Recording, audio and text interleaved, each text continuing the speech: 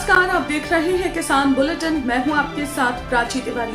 आइए जल्दी से नजर डाल लेते हैं खेती किसानी और गांव से जुड़ी आज की सबसे बड़ी सुर्खियों पर। केंद्र सरकार द्वारा किसानों को आर्थिक मदद देने के लिए पीएम किसान सम्मान निधि योजना चलाई जा रही है, जिसका लाभ आज के वक्त में देश के करोड़ों किसानों को मिल रहा है। लेकिन खास बात यह है कि अब इस योजना का फायदा देश के बाकी राज्यों की तरह पश्चिम बंगाल के किसानों को भी मिल सकेगा। दरअसल राज्य की मुख्यमंत्री ममता बनर्जी ने बीते सोमवार को इस बात का ऐलान करते हुए कहा कि इस योजना को प्रदेश में लागू करने पर राज्य सरकार को कोई ऐतराज नहीं है। उन्होंने हाल ही में केंद्र सरकार से ऐसे किसानों की सूची भी मांगी है जिन्होंने वेबसाइट के जरिए खुद का रजिस्ट्रेशन कराया है। ऐसे में उन्होंने ये भी कहा कि अगर केंद्र सरकार चाहती है तो वो राज्य सरकार को न भेजकर किसानों का पैसा सीधे उनके खातों में भेज सकती है। आपको बता दें कि इससे पहले ममता बनर्जी ने पीएम किसान सम्मान निधि योजना के तहत किसानों को मिलने वाली राशि का भुगतान राज्य सरकार के जरिए किए जाने की शर्त रखी थी, लेकिन अब उन्होंने किसानों की जरूरत को ध्यान में रखते हुए अपनी शर्त को वापस ले लिया है और पैसे सीधे किसानों के खातों में डालने की अपील की है। ममता बनर्जी के इस बयान के बाद केंद्र सरकार ने राज्य द्वारा दी गई लिस्ट को वेरीफाई करने की बात कही। आपको बता दें कि केंद्र सरकार की इस योजना के तहत देश के हर राज्य के किसानों को सालाना 6,000 रुपए 3 किस्तों में दिए जाते हैं, लेकिन अभी तक पश्चिम बंगाल के किसी भी किसान को इसका लाभ नहीं मिल सका था। उत्तर प्रदेश के देवरिया सदर कोतवाली परसिया भंडारी गांव से एक ऐसा मामला सामने आया है जिसमें केवल आपसी रंजिश के चक्कर में गांव के ही लोगों ने कीटनाशक दवा के इस्तेमाल से एक किसान के खेतों में खड़ी उसकी गेहूं की फसल को पूरी तरह से बर्बाद कर दिया। दरअसल परसिया भंडारी गांव के रहने वाले किसान आनंद देश्वर सिंह का पिछले काफी लंबे समय से गांव के ही एक व्यक्ति से जमीन को लेकर विवाद चल रहा था। ऐसे में आपसी रंजिश के चलते ही उस व्यक्ति ने गांव के अन्य लोगों के साथ आनंद देश्वर के खेतों में खड़ी गेहूं की फसल पर जहरीले कीटनाशक का छिड़काव करके उसकी सारी फसल को नष्ट कर दिया। इस बात की पूरी जानकारी खुद आनंद देश्वर ने पुलिस थाने में जाकर लिखवाई है। मेरा नाम आनंदेश्वर सिंह है, परसिया भंडारी घर है मेरा।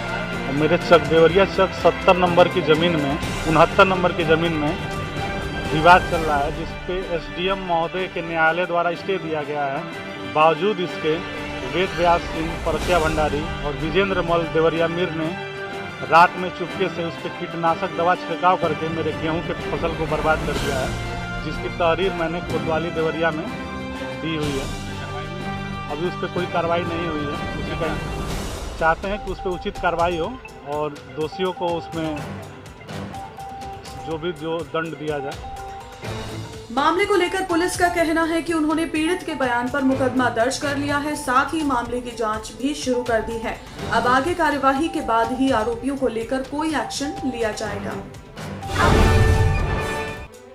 केंद्र सरकार व किसान नेताओं के बीच बीते दिन हुई वार्ता में भी कोई समाधान निकलकर सामने नहीं आ पाया है। आपको बता दें कि 4 जनवरी को किसान नेताओं और केंद्रीय कृषि मंत्री के बीच एक बार फिर कृषि कानूनों के मुद्दे को लेकर बातचीत की गई, जहां बैठक से पहले कृषि मंत्री ने समाधान की उम्मीद जताई, तो वहीं दूसरी तरफ बैठक के बाद सामने आए नतीजे बिल्कुल उल्टे थे। दरअसल नरेंद्र सिंह तोमर ने किसान नेताओं से आंदोलन खत्म करने की बात कही थी, लेकिन इस पर ऐतराज जताते हुए किसान नेताओं ने दो टूक कहा कि कानून रद्द होने से पहले आंदोलन खत्म नहीं होगा। इसके अलावा बैठक के दौरान सभी मंत्रियों, अधिकारियों और किसान नेताओं ने खड़े होकर उन किसानों को श्रद्धांजलि दी जिनकी आंदोलन के दौरान मौत हो गई थी। इसके अलावा जहां लंच ब्रेक के दौरान किसान नेताओं ने हर बार की तरफ इस बार भी लंगर से खाना मंगवाकर खाया, भाकियों के राष्ट्रीय प्रवक्ता खाना बांटते हुए भी देखे गए, तो बैठक के बाद कृषि मंत्री नरेंद्र सिंह ने कहा कि हम किसानों के साथ तीनों कानूनों पर बिंदुवार चर्चा करना चाहते हैं, लेकिन हम कोई निष्कर्ष पर नहीं पहुंच सके क्योंकि किसान तीनों कानूनों को रद्द करने की मांग पर ही अड़े हुए हैं। कुछ खबरों की माने तो सरकार किसानों को एमएसपी की लिखित गारंटी देने की बात पर राजी हो गई है और साथ ही प्रस्ताव में कृषि कानूनों में संशोधन कर उन्हें 5 साल के लिए लागू करने की बात कही गई है, जबकि किसान अभी भी अपनी मांगों पर अड़े हुए हैं। ऐसे में केंद्र सरकार ने बाकी राज्यों से चर्चा करने की बात कहकर 8 जनवरी को एक बार फिर से बात करने का प्रस्ताव रखा है। आज के किसान बुलेटिन में फिलहाल इतना ही। आप स्वस्थ रहिए और अपना ध्यान जरूर रखिए। फिलहाल मुझे दीजिए इजाजत। नमस्कार। अगर आप चाहते हैं कि ग्रीन टीवी इसी तरह से किसानों को सशक्त करने के लिए कार्य करता रहे, तो आप भी इसमें अपना सहयोग दे सकते हैं।